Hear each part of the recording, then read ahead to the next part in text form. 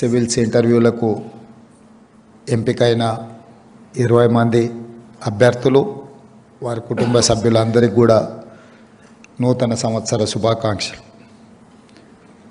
ఈరోజు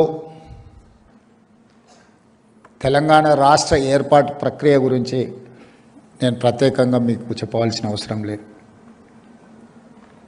మొదటి తెలంగాణ ఉద్యమం పాల్వంచలు మొదలైంది ఉద్యోగ సమస్య మీదనే.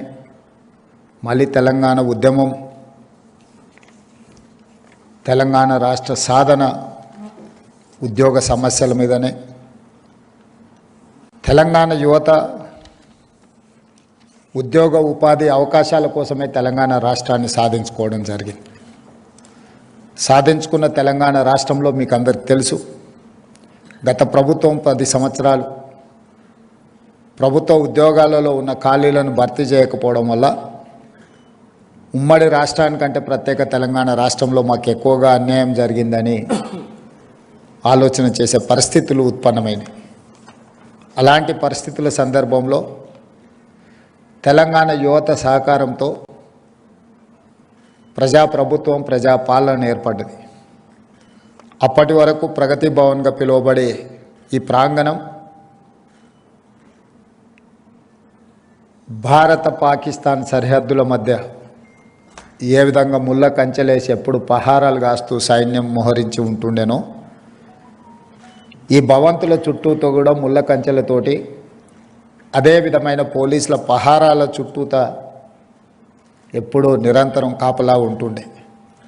అలాంటిది డిసెంబర్ 7, 2023 నాడు మధ్యాహ్నం 1 గంటకు ఈ భవంతుల చుట్టూతో ఉన్న ముళ్ళ కంచెల్ని పటాపంచలు చేస్తూ బద్దలు కొట్టి తెలంగాణ ప్రజలకు ఇందులో ప్రవేశం కల్పించడం జరిగింది.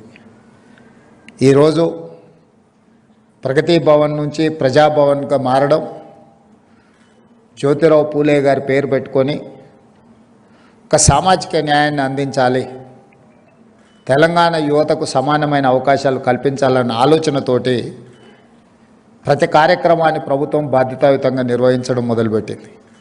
అందులో భాగంగానే జాతీయ స్థాయిలో నిర్వహించబడే పబ్లిక్ సర్వీస్ కమిషన్లో తెలంగాణ రాష్ట్రం నుంచి అత్యధికంగా విద్యార్థులు పాస్ అవ్వాలి, అందులో వాళ్ళు రాణించాలి అనేది మా ప్రభుత్వం యొక్క లక్ష్యం. వెనుకబాటుతనం గురించి చర్చ జరిగినప్పుడు బీహార్ వివిధ సందర్భాలలో చర్చకు వస్తుంది. అంత వెనుకబడిన ప్రాంతమైన బీహార్ నుంచి ఐఏఎస్, ఐపీఎస్లు లేకపోతే ఐఎఫ్ఎస్ లాంటి సెలక్షన్ చూస్తే అత్యధికంగా ఉంటారు. మన దగ్గర ఉన్న అధికారులను చాలామందిని చూసిన బీహార్ రాష్ట్రం నుంచి వచ్చిన వాళ్ళే. దేశ స్థాయిలో సివిల్ సర్వీసెస్లో మనం ఒకసారి లెక్క తీసుకున్నప్పుడు బీహార్ రాష్ట్రానికి ఒక ప్రత్యేకమైన స్థానం ఉంది. మరి అత్యంత వెనుకబడిన ప్రాంతంగా చర్చ జరిగే బీహార్ ప్రాంతం నుంచి ఇంతమంది సివిల్స్కు సెలెక్ట్ అవుతున్నారు, రాణిస్తున్నారు అని అంటే అక్కడ ప్రత్యేకమైన శ్రద్ధ పెట్టడం వల్లనే అది సాధ్యమైంది. మరి అలాంటి ప్రత్యేకమైన శ్రద్ధ, ఆదరణ మన తెలంగాణ రాష్ట్రంలో ఉండాలి. ఇక్కడ యువతను ప్రోత్సహించాలి.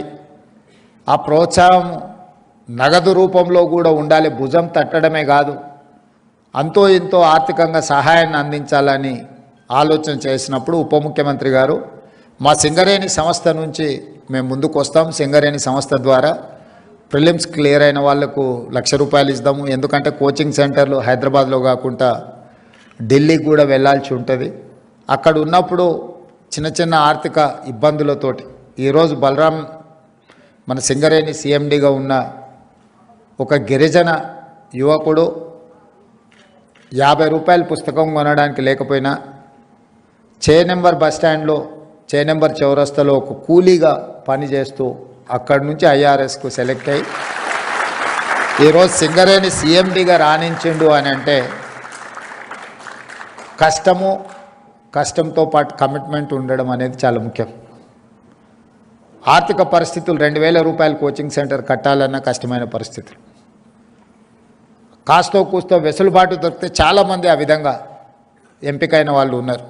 అందుకే ఈరోజు ఆ చిన్న చిన్న దిగువ స్థాయిలో ఉపాధి హామీ కూలీకి వెళ్ళే వాళ్ళ పిల్లలు కూడా ఈరోజు సివిల్స్కు ప్రిపేర్ అయ్యే సందర్భంలో వాళ్ళు ఢిల్లీ లాంటి నగరాలకు వెళ్ళి ఉండడమే కష్టం, అందులో ఖర్చులు భరించాలంటే కూడా ఇబ్బంది అవుతుంది. కాబట్టి సింగరేణి సంస్థ నుంచి ఆర్థిక సహాయాన్ని అందించాలని మొదటి విడత ₹1,00,000 ఒక్కొక్కరికి. ₹1,00,000 సరిపోతాయంటే ఒకవేళ సరిపోకపోవచ్చు.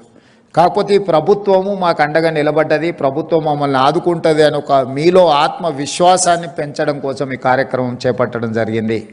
అక్కడి నుంచి మెయిన్స్కి ఎంపికైన వాళ్ళు కానీ మెయిన్స్ నుంచి ఈరోజు ఇంటర్వ్యూలకు వెళ్తున్న వాళ్ళను కూడా ఒకసారి భుజం తట్టి మీ ఆత్మస్థైర్యాన్ని పెంచి ఢిల్లీకి వెళ్ళినప్పుడు చిన్న చిన్న ఆర్థికపరమైన ఇబ్బందులు మీకు కలగకుండా ఉండాలన్న ఆలోచనతోని ఈరోజు ఈ ₹1,00,000 నగదు మీకు ఇదొక బహుమతి, ఇది ప్రోత్సాహకం, ఇది ఆర్థిక సహాయం అనే దానికంటే కూడా మీరు సాధించిన విజయాన్ని గుర్తించి ఈరోజు ప్రభుత్వం మీకు ఈ ప్రోత్సాహకాలను ఇస్తున్నది.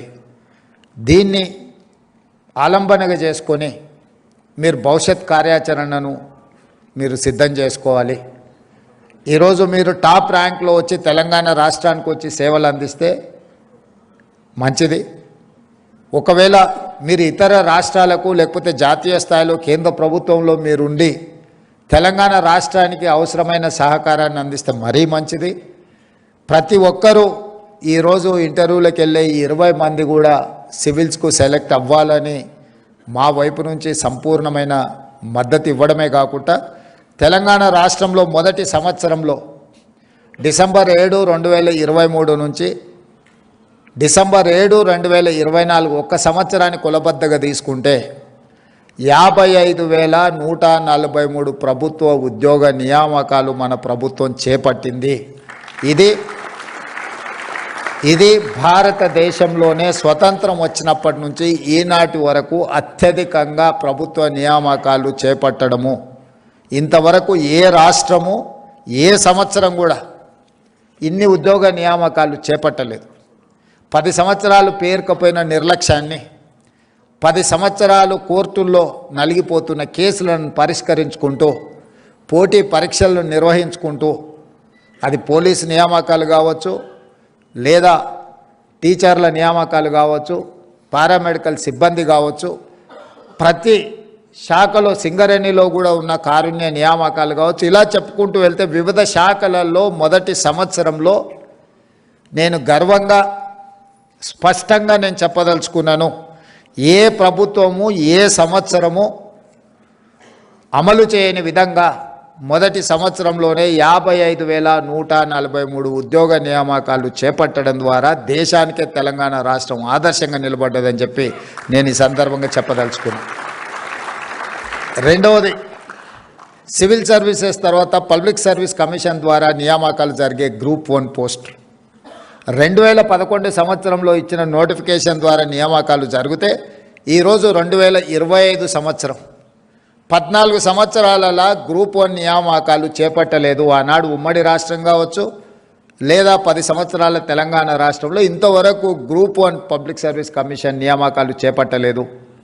21, 22 సంవత్సరాల వయసు వచ్చిన ఒక నిరుద్యోగ యువతీ యువకులు గ్రూప్ 1 పోటీ పరీక్షల కోసం ప్రిపేర్ అవుతున్నామని చెప్పి కుటుంబానికి చెప్పి హైదరాబాదు నగరానికి వస్తే 14 సంవత్సరాలు ఆ పరీక్షలే నిర్వహించకపోతే వాళ్ళ వయసు 35 సంవత్సరాలు. అత్యంత యుక్త వయసులో కుటుంబానికి ఉపయోగపడి జీవితంలో వాళ్ళ కెరీర్లో ఉన్నత శిఖరాలకు ఎదగాల్సిన యువతీ యువకులు 14 సంవత్సరాలు త్రిశంకు స్వర్గంలో వేలాడదీయడం అంటే ఇంతకంటే నరకం ఏమైనా ఉంటుందా? మీరు ఆలోచన చెయ్యండి.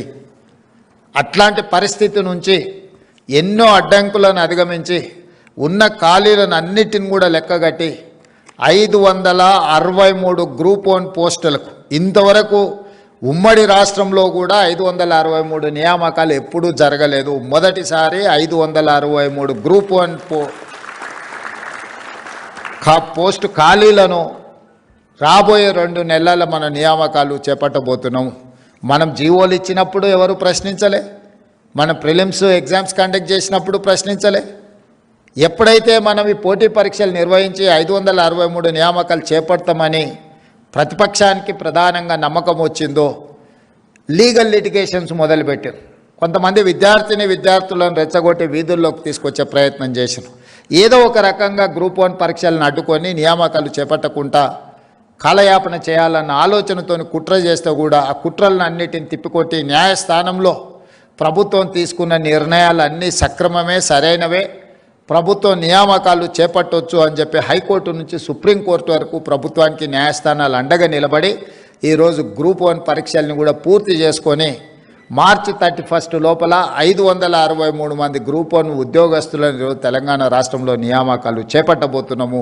ఇది ఒక గొప్ప విజయము తెలంగాణ రాష్ట్రంలో ఈ సంవత్సర పరిపాలనలో అని చెప్పి ఈ సందర్భం మీకు అందరు గుర్తు చేస్తున్నాం.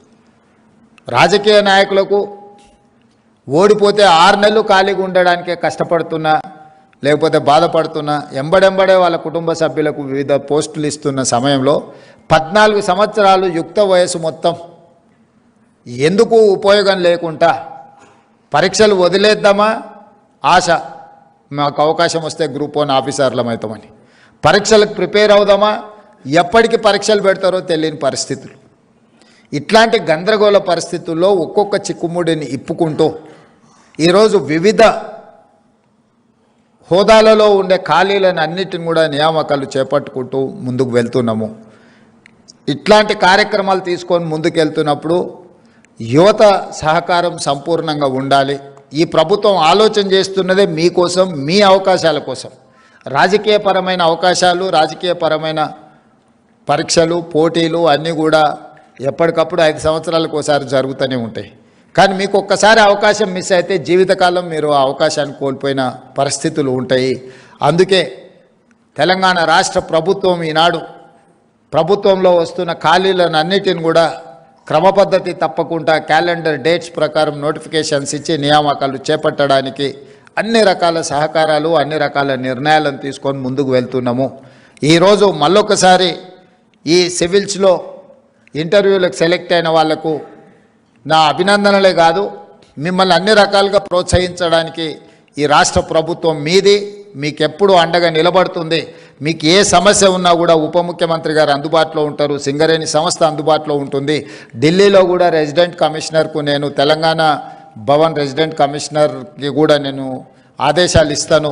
మీకు ఏదైనా అవసరం ఉంటే ఢిల్లీలో తెలంగాణ రెసిడెంట్ కమిషనర్ మీరు కలిస్తే మీ సమస్యలు పరిష్కరించడానికి, అవసరమైతే మీరు ఇంటర్వ్యూలకు ఎక్కడైతే మీరు కోచింగ్ తీసుకుంటుండ్రో, లేదైతే ఏదైనా కోచింగ్ సెంటర్లు కానీ ఎక్కడైనా మీకు ఏదైనా అవసరం ఉంటే తప్పకుండా ఈ రాష్ట్ర ప్రభుత్వం మీకు అండగా నిలబడుతుంది.